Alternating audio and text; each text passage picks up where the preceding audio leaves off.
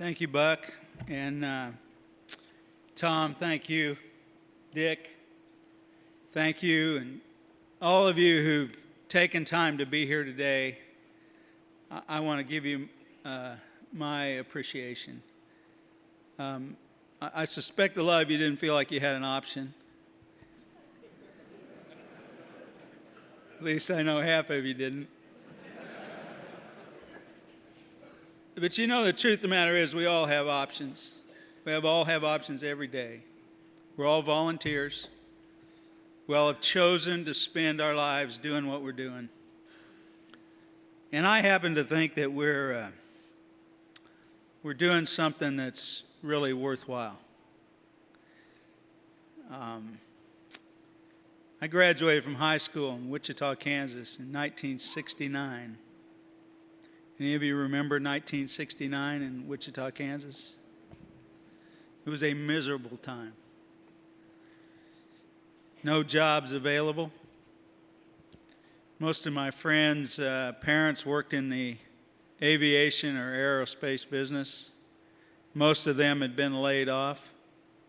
Some of my best friends had to move out of town to find a job, their families to find a job.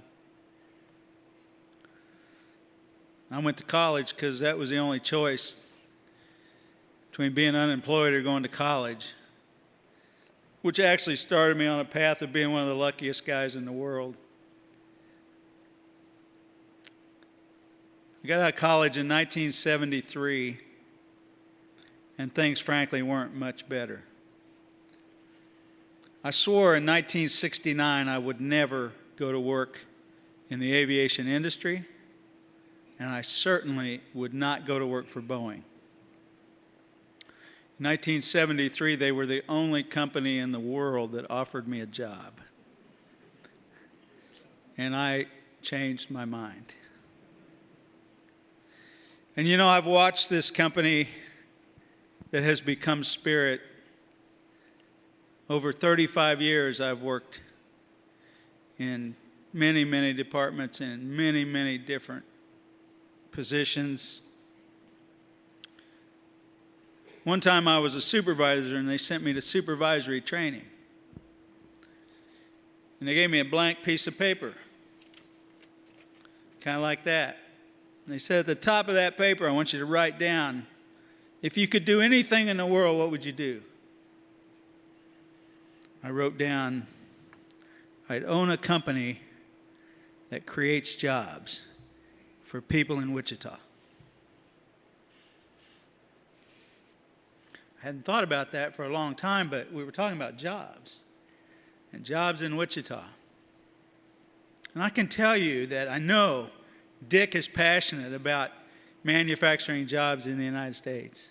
And I know that Tom is passionate about manufacturing jobs in the United States and good paying IAM jobs at Spirit Aerosystems. But I can guarantee you there's nobody in the room more passionate about making Spirit successful and taking the whole team along for the ride than I am. I have two objectives for this company, and I think it ought to be your objective as well as mine. Number one objective is keep our company healthy. And the number two objective is to keep our team for the future intact. And the leaders of our team for the future are sitting in this room, right here, right now. And it is imperative that we do both of those things. I'm older than I look. I know you figured that out when I told you I'd been here 35 years.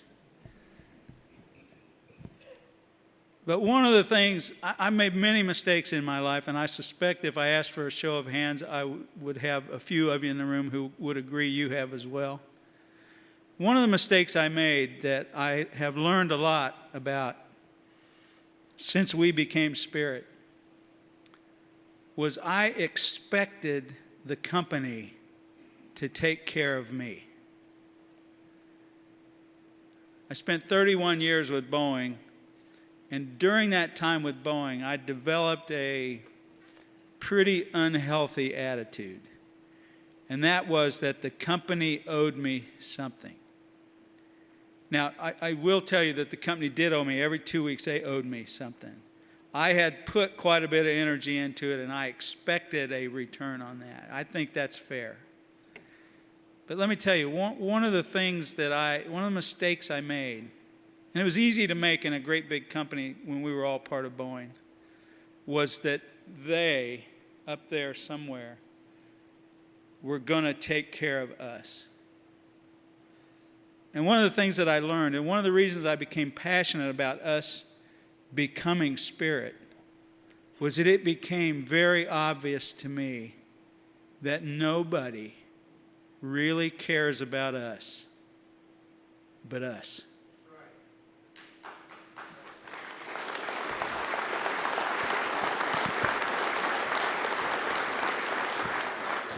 There's nobody going to give us our jobs.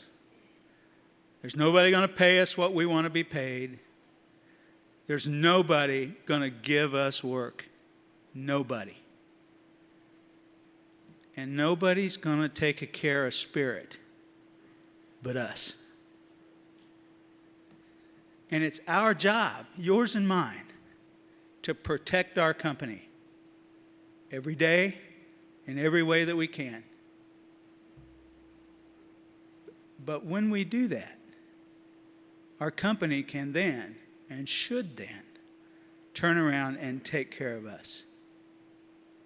That's fair. That's right. 5 years ago, when we were contemplating becoming Spirit, actually it was quite a bit longer ago than that I started contemplating us becoming Spirit. Let me tell you why I did that.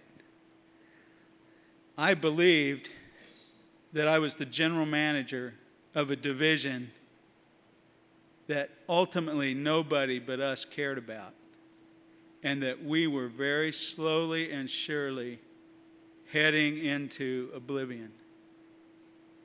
And I believed in you, and I believed in you, and I believed in the capability that we had.